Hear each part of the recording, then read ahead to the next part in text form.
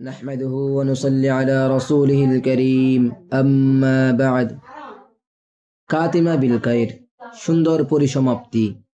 আল্লাহ তাআলা বান্দাকে ভালোবাসার আরো প্রমাণ ও নিদর্শন হলো তিনি বান্দাকে সুন্দর সমাপ্তি দান করেন। তার মৃত্যু হয় প্রশংসিত ও আনন্দদায়ক। আমলে সালেহ তথা নেক আমল করা অবস্থায় মৃত্যু দান করেন। মৃত্যু অবশ্যম্ভাবী। সকল সৃষ্টিকে একদিন মৃত্যুর স্বাদ আস্বাদন করতে হবে, কিন্তু মানুষ কেউ জানে না কখন তার মৃত্যু হবে, জানে না কোন দিন কোন প্রহরে ফুরিয়ে আসবে তার জীবনের নিঃশ্বাস, জানে না কখন তার জীবনের দুয়ারে এসে হাজির হবে মৃত্যুর ফেরেশতা। তাই বান্দার উচিত আল্লাহ তাআলার নিকট সুন্দর মৃত্যুর জন্য অবিরাম দোয়া ও অশ্রুসিক্ত প্রার্থনা করা। যখনই আল্লাহ তাআলার নিকট দুহাত উত্তোলন করবে তখনই বিশেষ আরজি পেশ করবে, যেন তার জীবনের সুন্দর পরিসমাপ্তি ঘটে, যেন পুণ্যবান ব্যক্তিদের ন্যায় আমলে সালেহ তথা নেক আমল করা অবস্থায় মৃত্যু হয়।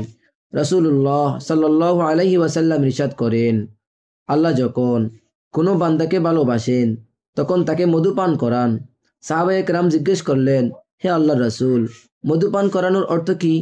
প্রতি উত্তরে রাসূলুল্লাহ সাল্লাল্লাহু আলাইহি ওয়াসাল্লাম বললেন, এর অর্থ হলো আল্লাহ তাকে এমন সৎ কাজ করার তৌফিক দেন যে তার প্রতিবেশীরা তার প্রতি সন্তুষ্ট হয়ে যায়।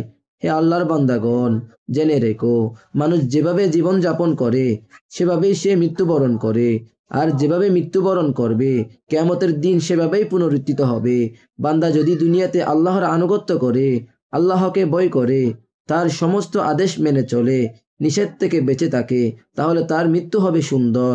তার মৃত্যু হবে নামাজরত অবস্থায়, তার মৃত্যু হবে রুকুতে, তার মৃত্যু হবে সিজদায়, তার মৃত্যু হবে তাওয়াফ করা অবস্থায়, তার মৃত্যু হবে আরাফাহার ময়দানে, মিনা মুজদালিফায়। পক্ষান্তরে যদি কেউ পার্থিব জীবনে আল্লাহর অবাধ্যতা করে, তাকে ভয় না করে, নামাজের প্রতি যত্নবান না হয়, হারাম ও নাজায়েজ থেকে বিরত না থাকে, তাহলে তার মৃত্যু হবে কুৎসিত ও ভয়ঙ্কর অবস্থায়। তার মৃত্যু হবে মদের আসরে, তার মৃত্যু হবে খেলার মাঠে, তার মৃত্যু হবে নাচ গান ও অশ্লীলতায় লিপ্ত অবস্থায়। আল্লাহ তাআলা তার কোনো বান্দার প্রতি বিন্দুমাত্র জুলুম করেন না।